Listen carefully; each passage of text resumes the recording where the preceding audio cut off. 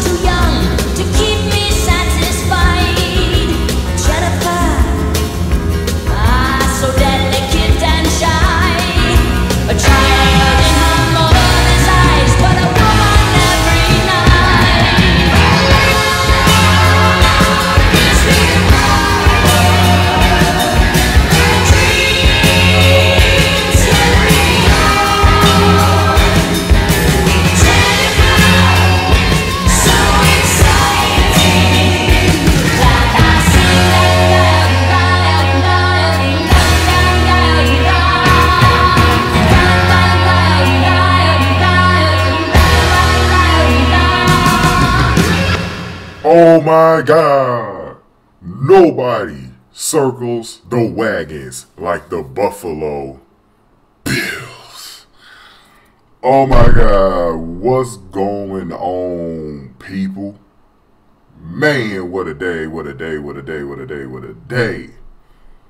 Oh my God, coming in today, if you would have asked me that the Packers will lose and the Lions will win to go in first place in the NFC North Division, if you would have told me that before the day started, I probably would have looked at you a little bit crazy. Mainly because of the fact that, okay, the Lions probably would have won. More than likely they would have won. But the Packers losing? Wow. That probably the biggest surprise for me all season long. I mean, this is probably the biggest surprise that I've seen in this league since when Seattle beat down the Broncos in the Super Bowl. That's how surprising this fucking victory was here today. In a good way, because obviously as a Lions fan, we're all happy. Even Bears fans are happy. Even Vikings fans who lost today are happy because they don't like the Packers either. Nobody in this division likes the fucking Packers. So, for them to go down the way they did in Buffalo on a safety, 2 interceptions, because all of this talk about, oh, Aaron Rodgers the MVP. He's the MVP. He's the hottest quarterback in the league. Like, people just forgetting about Tom Brady. You know what I mean? It's like early in the season it was Andrew Luck, and then right now it's Aaron Rodgers. Where's the Tom Brady talk? This guy has been the hottest quarterback since that Kansas City game. Okay? He's been getting it done in fucking Boston, all right? He's been getting it fucking done up there. And this guy goes to Buffalo and chokes that game. Brady's gone to fucking Buffalo numerous amount of times and won up there, man. He even won up there earlier this year. That's the same Bills team from early in the season. They have had a great defense all year long, and you want to know why? Jim Shorts. I told you guys last week, Jim Shorts is the one that raised this number 1 ranked Lions defense. He's the one that raised them. Terrell Austin, he's executing it right now, but Jim Shorts is the one that raised these motherfuckers. And people forget about it. See, this is why when it comes to Jim Shorts, I've never had a real bad thing to say about the guy. The only thing that I say was he just didn't get it done. He only got it done once out of the 5 years he was here.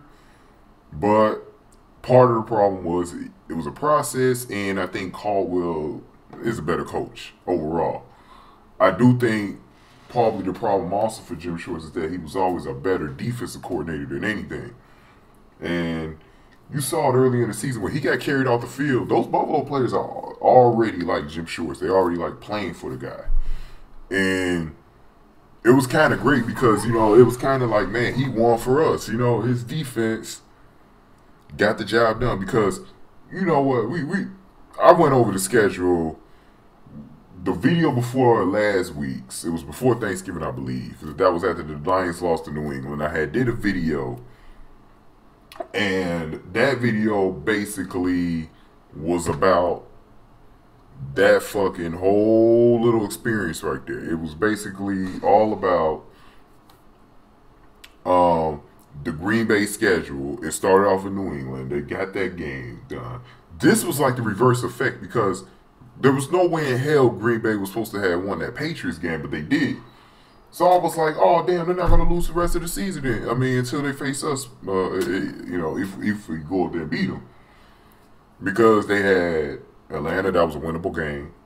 I'm going to go back to the Atlanta game in a minute. And obviously this game, Buffalo and Tampa Bay. Out of the three, you always knew Buffalo was the best chance for them to lose because they're not losing in Tampa, they're not losing in Atlanta at home. So that was the best chance if they did beat the Patriots. And as for Lions fans, we need to be in control of the division until that last game of the season. Obviously, there was no tie tonight, so good. I got good news for Lions fans.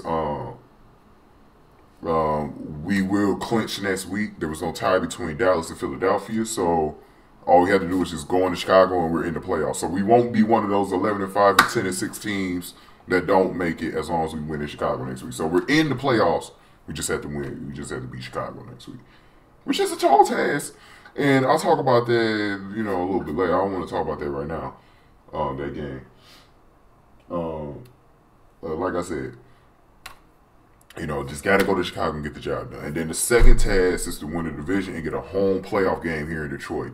Because I tell you what, that Lions crowd, the last couple of weeks, including today, they were really loud today, man.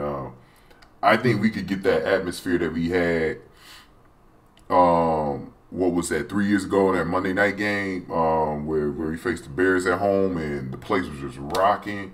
We reached a new decibel level. Man, I mean, when we get our first playoff game here, it's going to be rocking at Ford Field. It is going to be rocking. And I got full confidence. I don't care who comes in here as long as it's not the Seahawks. And I think the Seahawks can catch the Cardinals next week and win that division. By the way, I don't like seeing the Cardinals at the top of the NFC. That shit is annoying as hell because they're not the best team in the NFC. But to see them at the top is annoying as hell. But they did. I'm going to congrats their fans there in Phoenix. They've had a lot of bad seasons, the Cardinals in general, even when they're in St. Louis. So just congratulations to the Cardinals Nation on making the playoffs. They did clinch a playoff berth today, the first since, 2009, I believe. So congratulations to the fan base.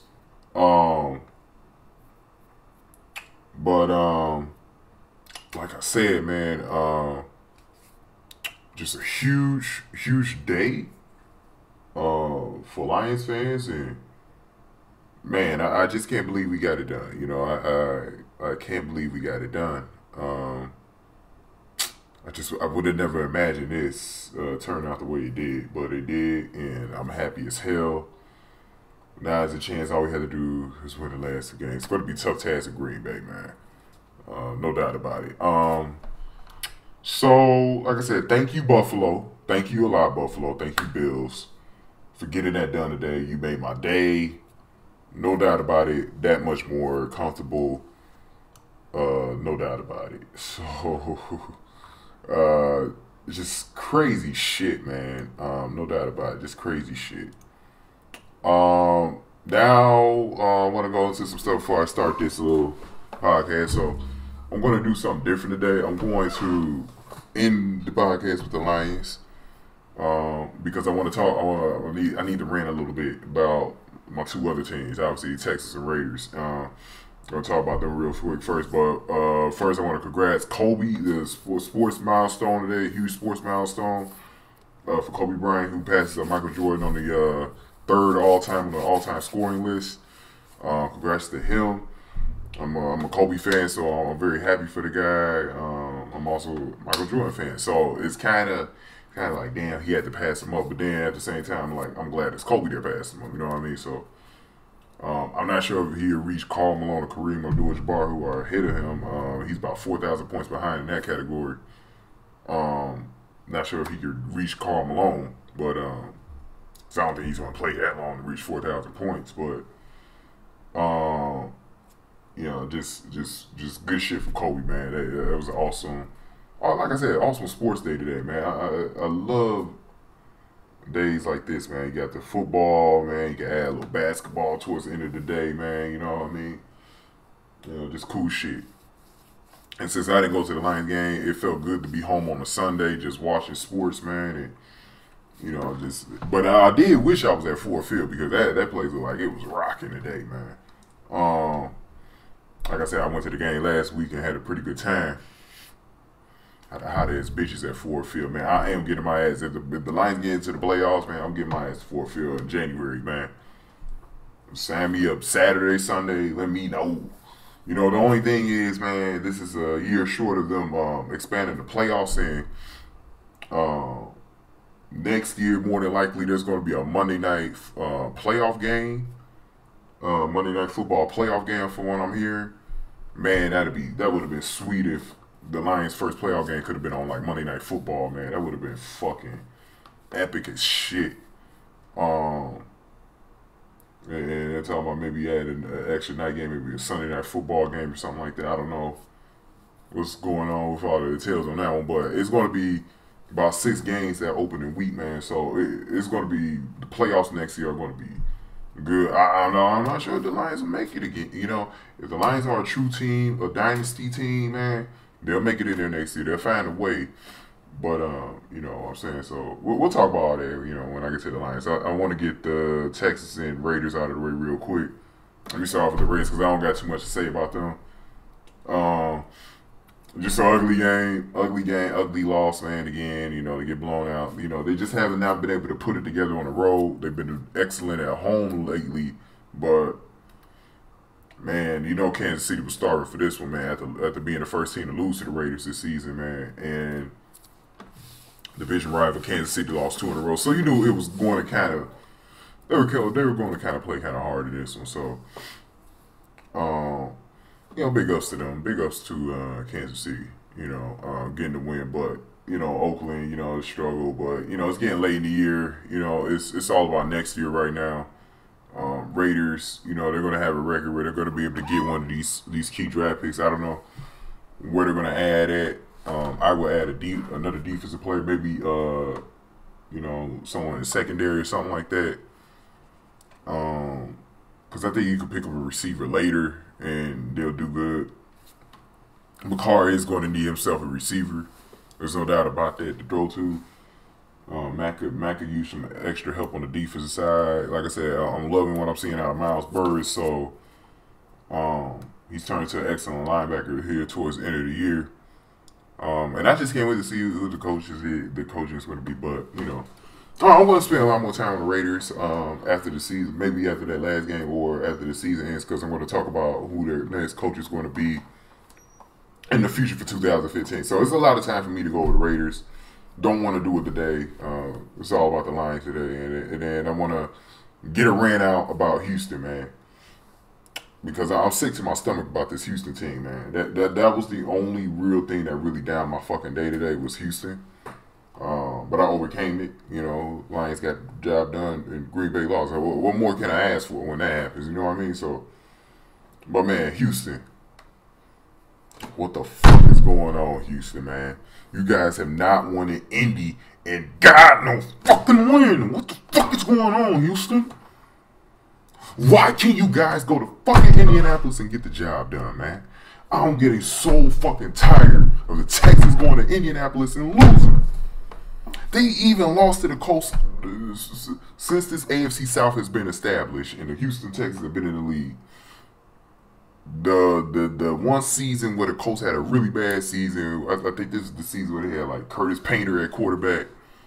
They even lost to him up there that season because Dan Orlovsky, I think he had that upset win that year. And it's just been sickening. They can never go up there and win. And this game was for playoff survival, and it was for the division. And they lost again. And I'm so sick of Indianapolis, dude. I'm so fucking sick of them, man. It's like the Packers, dude. They've been good. It seems like forever, man. Like, God damn, ever since Peyton Manning been there, they only had one bad year. You know what I mean? Like, fuck. Nobody else in this division can overtake these motherfuckers, man. And now that they got Andrew Luck, man, he's going to be around for another 10, 15 fucking years, man. You know, he's not going to get out the fucking way. Man. this Houston team, man, when Peyton Manning had his neck problems and eventually was going to go to the Denver Broncos, that whole little transition. This is supposed to be the Texas division for the next 5 years. It was with Matt Schaub and, we drafted J.J. Watt. We had this great defense run by Wade Phillips. And had a pretty good running game with Arian Foster. We had the platoon with Ben Tate, Andre Johnson. We had DeAndre Hopkins. All this shit. And it all came crumbling down. To me, it all ended when we faced the New England Patriots on that Monday night game 2 years ago with them Letterman jackets. That was like a total jinx. And it's been all downhill from there. They lost the playoff game against New England again.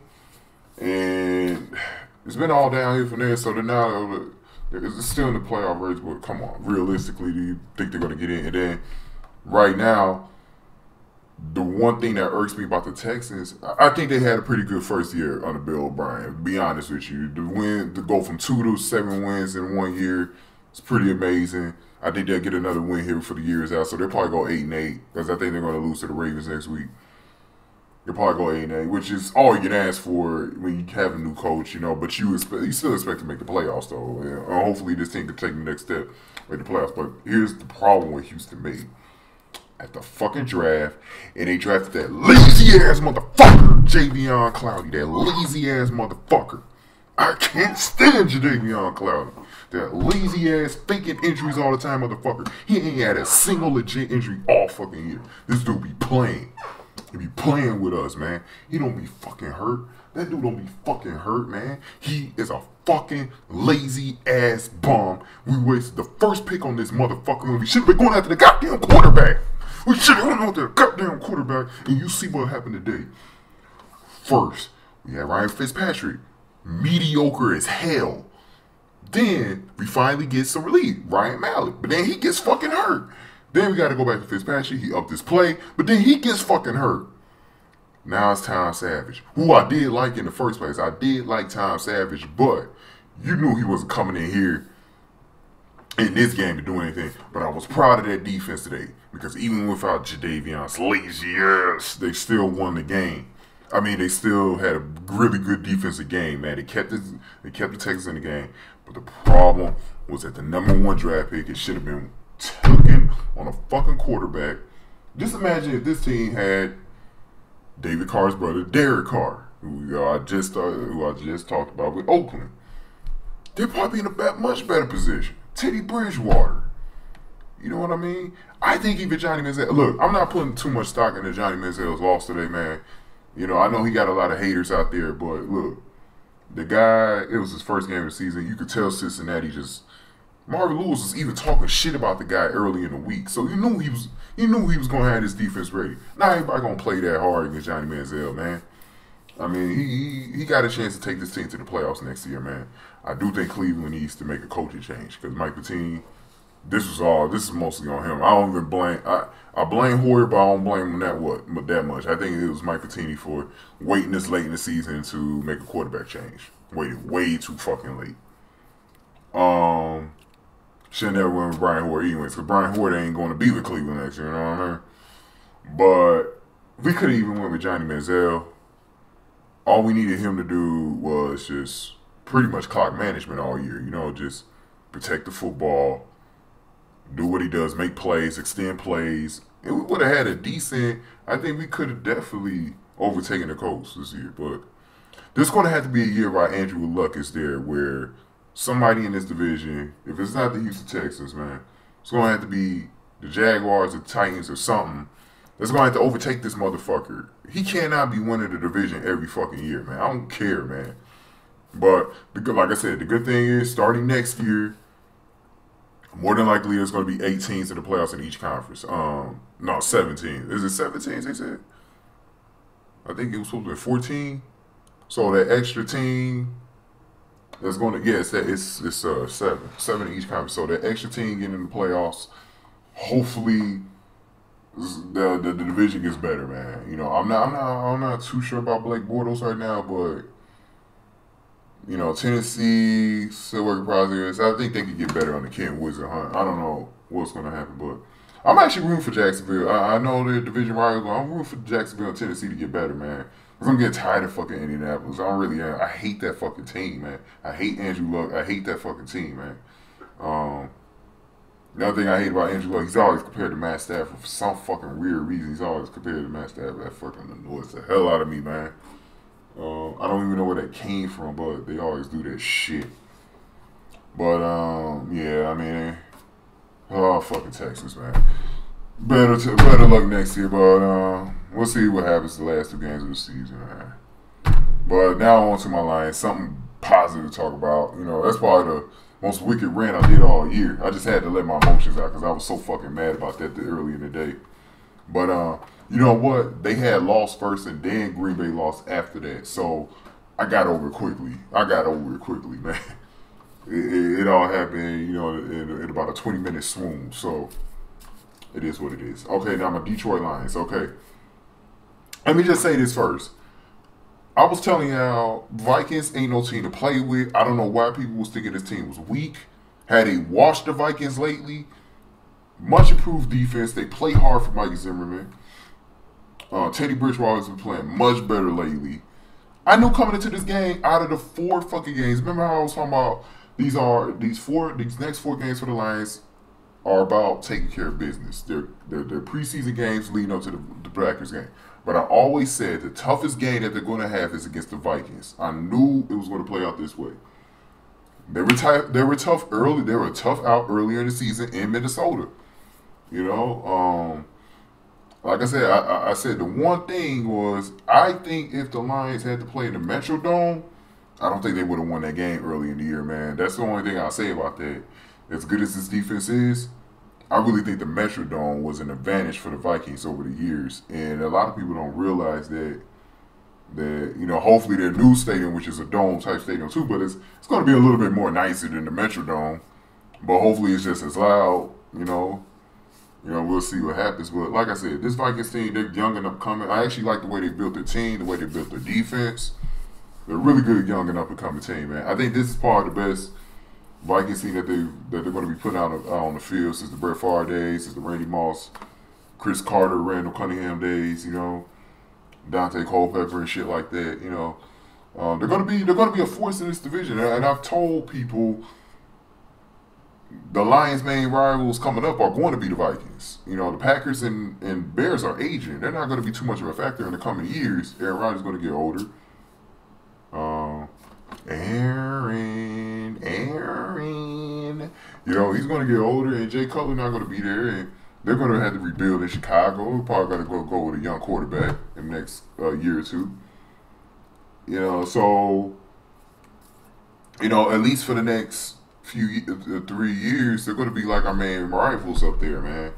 And I was not taking this game lightly. I said it's going to be a tough game. I don't know, for some reason people thought this was going to be another 34-17 game. I said, hell no, it's not going to be another one of them games. Actually, I knew it was going to be an offensive struggle. And I knew this. Tell me why Lions fans were actually worried when they were down 14-0. I have no idea why they were worried. This tells me something about a lot of Lions fans. They don't pay the fuck attention to games. Because the Lions have had a lot of games where they had the same trend. Sometimes they'll start out fast, okay? And then they'll be quiet for like a good amount of the game. But then there'll be games where the defense gives up like 2 touchdowns early, right? And then they go in a lockdown mode. This was one of those games where they went in a lockdown mode. Okay? They didn't let the other team fucking score the rest of the game. It happened again today, man. Once they got 14, that was it. And I said this, because I was talking to one of my buddies that I went to the Lions game with last week. And I told him, when the Lions score their first fucking touchdown in this game, it is over for Minnesota. It is over. You know what I'm saying? Because that's been the trend. Once the Lions put the first score up on the board, they don't look back. Okay? And they didn't. You know, they got... Matt Prater was on his shit today. And to me, that was one of the things that I really appreciated about this game was Matt Prater. This dude, I like MP, man. MP, he like a nigga, man. Like dude Dude was wearing earrings. I saw him on the sidelines. He was wearing earrings and shit. He got a little checker background, kind of a criminal and shit. This dude, Matt Prater, man, he's a fucking this dude is a fucking G, man, for a kicker, man. That's one of the reasons why I was glad that they got him, because he was. I remember him from Denver, and I always liked the guy. And he had a tough going when he first came here, but then you look at his field goal totals. He's barely missed since his early struggles. When he first came to the team, he's been like right on the money. I can't remember the last time this guy missed a kick. I knew we were turning the kicking game around, because remember how we had the kicking woes? I knew we were turning it around the game. What game was that? I think that was the Atlanta game in England. Yeah, that was the Atlanta game, and he got the game with a field goal. He missed the first one, then made the second one. I think his confidence went through the roof after that. Like, I think his confidence was like, man, I can't miss another one. And Matt Prater is a great fucking kicker when he was with the Broncos, man. And he's getting his career back on track. He had some trouble with the Broncos, got released and shit. He's starting to get everything back on track. So he got to give it up to him. He helped win this game for us, man. So no doubt about it, man. We needed it because the offense again was kind of lacking a little bit. But a lot of people are making a big deal out of this offense, and they're still doing it. Like Matt Stafford and his offense, they're gonna have games like they had the last couple of weeks, and then they're gonna have games like this. Really what it is, I figured out Lombardi's playbook probably after that Chicago game when they won 34-17. I think I figured him out around that time, because I really think his offense is set up to be conservative, and it's set up to limit Matt Stafford from making mistakes. That's really what it is. I think it's because Caldwell and Lombardi, they know they got a good defense to rely on, and all they do is pretty much game manage the game. Because I remember when they first came in here and they started talking to Matt Stafford, the number one goal was not really to change his mechanics, because they didn't do that. It was just to help him improve, limit the turnovers. And I think that's what this playbook is about. I think it's about limiting the turnovers. So really what they've been doing lately, I mean, Stafford, he's kind of an inconsistent guy, but at the same time, he's had some hell of an offensive season. So it's something within the playbook that's keeping him from having a lot of those type of games. And I think sometimes it might be a good thing that he doesn't have those huge games like that all the time, because when he was doing that before, he was getting picked a lot. Because he is a gunslinger, man. There's sometimes where I'm like, man, he needs to be a gunslinger. I think the New England game was a game where he needed to be a gunslinger. I think there's some games where they need to open up the playbook and let him throw it. But I think in a game like this against Minnesota, I think it was a great strategy and it worked. Obviously, we had some breaks today to miss field goals. Blair really kind of cost his team the game, but Minnesota was never winning this game either. I was fully convinced Minnesota was never winning this fucking game, man. I don't know about you guys, but I was always convinced that they were never winning this game. I thought that the Lions defense, once they took over after they scored 14, Quinn got those 2 huge interceptions. I just thought it was lockdown mode. Jason Jones has been a beast on the line. A lot of credit to him. It's been by committee. And you know what? I think that was Rondé Barber. Yeah, that was Rondé Barber doing the commentary on the game. And he mentioned about Sue, because this could be Sue's last home game. But he mentioned about Sue, that Sue really needs to stay with the Lions, man. And the thing is, I'm not going. You know what? If Sue leaves Detroit, I'm not going to be one of those Lions fans that's going to be mad at him, because I understand it's a business thing, and I know his agent wants him in the big market, wants him in Dallas, wants him in New York. They want him in one of those 2 places. And to me, that'll help his brand. But I think his brand, just like with Calvin Johnson here, I think that he can make it work here in Detroit. Plus, he's got a chance to be on an excellent defense for years to come. I think if he stays in Detroit, he's definitely making a Hall of Fame, because right now, And both of the New York situations is not good. They're not going to be winning anytime soon. I think Giants might have a chance to win, but I'm not so he's going, and I think he'll probably end up going to the Jets, which would be a badass fucking mistake. Especially with Rex Ryan leaving. That defense will not be the same without Rex Ryan. And I would have said he would have been more when they were going to those two AFC Championship games. Those seasons, Sue would have been a perfect part on those teams, but not now. I think it's too late for the Jets to get this motherfucker. Dallas, I will actually, out of the teams that he has a chance to go with, I actually rather see him end up in Dallas.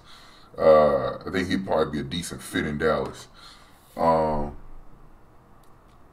And speaking of Dallas, man, these players are going to be pretty fucking interesting. I'm hoping Dallas makes it in, but out of the playoff chase, they have the least amount of chance of making it if Philadelphia wins the last two, I believe.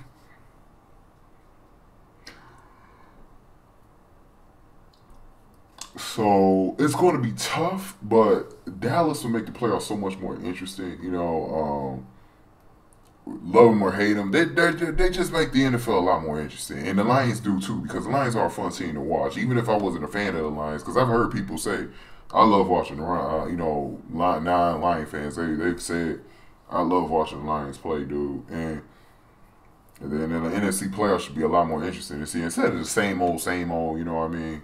You know, let's get some funner teams in there. Arizona's going to make it boring, though, so I'm hoping they're early out, to be honest with you. I still like watching Drew Brees play, so I'm hoping. Here's my thing about it is, if the Lions lose this division, and they end up, but I believe the 5 seed will end up being Seattle. Unless Arizona slips back. I believe the 5 seed will be one of those NFC West teams, so they'll have to go to the South Stadium. We'll have to go to one of the NFC stadiums, whether it's Dallas or Philadelphia. And those are 2 winnable games. Mark Sanchez, as long as he's starting with the Eagles, those are winnable games. Obviously, Cowboys, they can be beat at home, man. It's going to be interesting once the playoffs start, man. I can't wait. But, let's see what happens. But let's get back to the Lions game. I forgot what I was talking about before that. I think I was talking about the defense, and like I said with Sue, we'll see what happens, man. I'm hoping he stays here, but I'm not going to be real down about it because I understand why he will leave. I know about this for 2 years, so I've had a chance to prepare about it. It's nothing that's come out of nowhere. You know what I mean? So we'll see what happens. DeAndre Levy, man. What a beast. What a beast this guy is. I was talking about him last week. He's one of the top 3 linebackers in the game right now. If you don't know who he is, you better fucking know. This guy is all over the place making tackles. He reminds me so much of Brian Urlacher right now, man, because he's all around the field. He's helping his guys. If a guy loses a shot, I really think once he went in the middle, this has really improved this guy. And I'm hoping next season, I'm holding out hope that, because I don't know what they're going to do with Stephen Tulloch if he returns at training camp next year. I'm holding out hope that they keep him in the middle next season. Just keep him there, because I think that he should be one of the faces of this defense, no doubt about it. And in the secondary, man, Slade, Hedable, and Quinn all getting it done, man. And Mathis, man. Slade's had a hell of a season. He's quietly becoming a shutdown corner. He'll have some slip-ups at times in the game, but for the most part, he's been definitely shutting his fucking receivers down. Quinn with the interceptions, man. Like I said, huge pickup for the Lions, because I thought that was actually a huge loss for the Texans when they lost Glover Quinn for that defense. Coming on some timely interception, and obviously a Hedable, who's really the spirit and the vocal leader of the defense. This is a guy, when Tulloch went out, I think that he became an immediate important part. Just Hedable, man. That Lions, man, you got to give, you've got to give this front office some credit, man. They've really done a great job of building this team, man, because these reports on other teams, guys on other teams that were, mistakenly released or traded around, and Alliance had picked them up and made them their own. And they've been picking up a lot of local guys like Jason Jones, Joy Bell. And Joy Bell was amazing again today. I feel like when he stood face of the running game, they're in a lot better shape. But the running game still isn't all there. But I'm not worried about it. I'm not worried about it. Just like I'm not worried about this offense, because I understand it's a conservative offense. Like I said, there are games where they're going to have to put more points up on the board. I think going into Chicago next week, they need to play more of that 34-17 type of game again against the Bears, because they're going to be on the road this time. They're going to have to at least put up 21 points, I think, in order to beat the Bears. As bad as the Bears are, the Bears could still, they could still put up points, man. I know they don't got Brandon Marshall right now, but they still got Forte, still got Alshon Jeffrey, Bennett. It's still a threat. So we have to, next 2 weeks on the road, we have to put the scores up on the board. We know that. It can't be no more 14, 16. Nah, we got to get it up there, man. And plus, when you get to the playoffs, I think you could win some 14 to 6 games, some low scoring games like this in the playoffs. But you want to scare the defense, though. You gotta get to a point where you scare the defense, and that's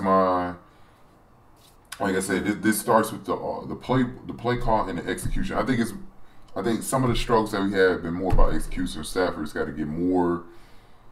He's got to spread the ball around a little bit more. I think we're really hurting at, because that one play to Jeremy Ross on that 4th down when he tried to roll out, that should have been Golden Tate on that play instead of him throwing to Jeremy Ross.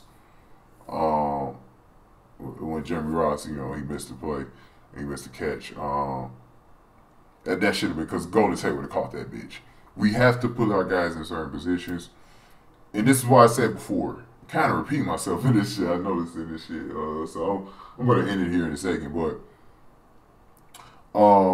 Stafford's got to work with these guys in the offseason. These other guys, Ebron, especially Corey Fuller. Because Corey Fuller is so green. He's really green, man. But you can tell he could be an excellent receiver, but he's really green. He needs to work on his hands a little bit more. He needs to work on his timing with Stafford. Stafford needs to work on timing with these other guys, because he's got the timing down with Calvin Johnson. They've been playing together for years now. Golden Tate, because Golden Tate is such an excellent receiver, it doesn't take him as much time to get used to catching passes from Stafford here. But he needs to work with these other guys a little bit more. And I noticed that I think Fourier wasn't in there. And I think that hurt us as well, because he was an excellent addition last week to this team, being there. We got to see a little bit more out of Reggie Bush in the passing game, man. Like the way the Texans use Aaron Fox, I want them to use Reggie Bush like that. Maybe get Reggie Bush away from running the football and have him more catching the balls, and making plays that way, like him and Theoretic could do. And then just have Joy, handle the rushing load, man. But and we still need to pick up like another running back. I know we had Wynn, but I haven't seen too much of the guy to really get a good read on him. But we got to get a little bit deeper. And like I said, next year we need to have a complete team offensively to really make this playbook work. Right now, I still think we're kind of shorthanded. Not as shorthanded as we was last year when we had Chris Dormer as the second receiver, and everything was on Calvin Johnson. Calvin Johnson was not healthy last year. He's healthy this year. And Minnesota, like I said, I really like Minnesota's secondary with Smith, Captain Munderland and shit. Those guys shut some people down, man. I mean, gotta give them credit. This is one of the best defenses we faced all year. I think that this is probably one of the top 5 defenses we faced all season. That goes along with early in the year when we faced, what team was that? Buffalo. Oh yeah, Buffalo. I couldn't forget about Buffalo. Buffalo. New England, Arizona, and teams like that, and Miami. And I think that, man, Miami got crushed today. Yeah, I think they need to really really filter that Miami team out. And Tannehill's not the answer at quarterback. I hope they know that too. Yeah, I would suggest they draft another one to keep them in competition. But anyways, so yeah, I mean, we've seen some of the top defenses this year. A lot of people don't realize we've seen some of the top defenses, man. We might have not seen the best teams this year, but we've seen some of the best defenses though. And man, these guys get it done, man. I mean, it's tough, man. Because I know we're gonna be facing the AFC West next year. So I'm gonna have my Oakland and Detroit game next year. Man, I'm holding out hope that Denver is at the end of the road with Peyton Manning. I hope this is last year. San Diego, Phillip Rivers will still be there, so that'll still be a challenge. In Kansas City, that'll still be a challenge. So we're gonna have a much tougher schedule next year. So we're gonna really need to have a complete team for these games next year. So we're gonna have to see what happens, man.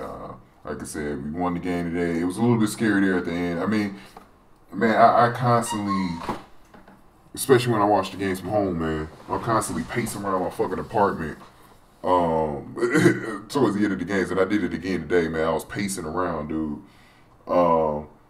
Because I thought we had won it. Like, it, you know, before we, you know, when we wrapped it up 2-1, then they got another shot when we got to punt the football back. And here's the one difference that I'll say about the Lions for our industry. Here's the one difference about the Lions this year from last year. And any past years. That whole, I don't like using that 3-letter word, but in past years, that 68-yarder, if this was last year, if Blair Walsh kicks that fucking 68-yarder last year, around this time, remember, it was around this time of year when the Lions collapsed. It was around this time of year. That 68-yarder would have went in. I guarantee it. Last year, that shit would have went in. It's a different story. It's a different story with the Lions. This is why I got so much confidence in them going to Green Bay and winning. I think they could do it. I think they could do it. I think they could do it, guys. I think they could do it. So 3 out of 4. Who would have known? I remember I was predicting this shit in New England. I was like, okay, these are the 4 preseason games. Last one next week in Chicago. They've got the business done. They've won 3. They won all 3 of the home games. Those 3 out of 4. Now they're at 10. One more win, they're in the playoffs. So all we got to do is take care of business in Chicago. The very least, even if we lose to Green Bay at the end of the year, at least we're in. That's all you can ask for. We're in. That means Stafford took this team to the playoffs twice in his career, which would be a nice little attribute for him. And a very good attribute for Caldwell coming in here first year, playoffs, you know? Playoffs. You know, I mean, playoffs, man. So get ready, Detroit, because you might actually have a home game too, man. And I'll be there. I'll be there. I'll find some way to be there, man. Like I said, I don't live in Detroit, but I always find a way to get my ass up there. I almost went to today's game. Only problem was I didn't want to go.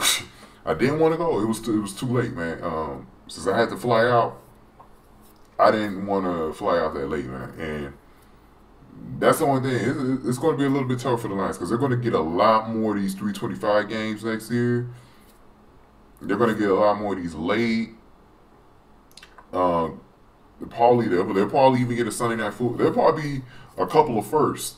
We'll get a first playoff home game in Ford Field, and we'll finally get the NBC crew for Sunday Night Football, who seems to be scared as fuck to come to Detroit. We'll get them to come here next season as well, because I got a feeling we're going to get a home Sunday Night Football game next season. No doubt about it.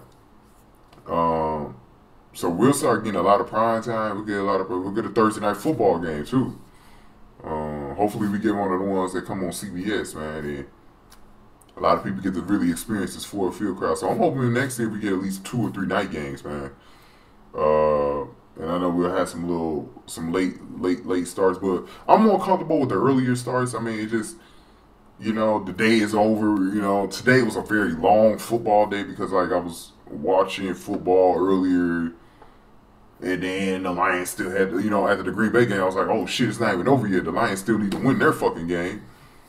And it didn't look like that for a while, but, you know, hey, it is what it is, man. So, well, that's gonna wrap this up. It feels good, man, to actually wrap up with the Lions because I usually wrap up with the Texans and Raiders, but now I know I'm done. So I'll talk with you guys next week, man. Huge, man. It could be a huge one in Chicago, man. We could actually be celebrating a playoff berth for the first time since 2011, man.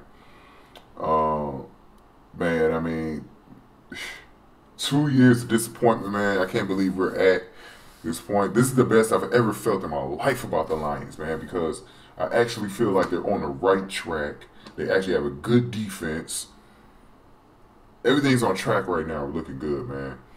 Now, one thing people been talking about before I leave, Super Bowl. Can it happen? Anything's possible, guys, but I just don't think Detroit's ready for the Super Bowl. That's my only thing. I don't think this team is ready for the Super Bowl. You could say, why not us? But I would like for them to take the Seattle approach or San Francisco approach where they, went into the playoffs with Russell Wilson the first season, Colin Kaepernick, I believe Alex Smith was there still. And then the next season, no, wait a minute. Kaepernick, it's Kaepernick. First season was in the Super Bowl. Oh shit! But take that kind of approach where you kind of make the baby steps, and then when you go to the Super Bowl, you could come out as a fucking winner instead of just going. Because I've seen a lot of teams that go and don't come back. So I don't want that to happen with the Lions. When the Lions go to the Super Bowl, I want them to win in the Super Bowl. I do not want them to go and lose.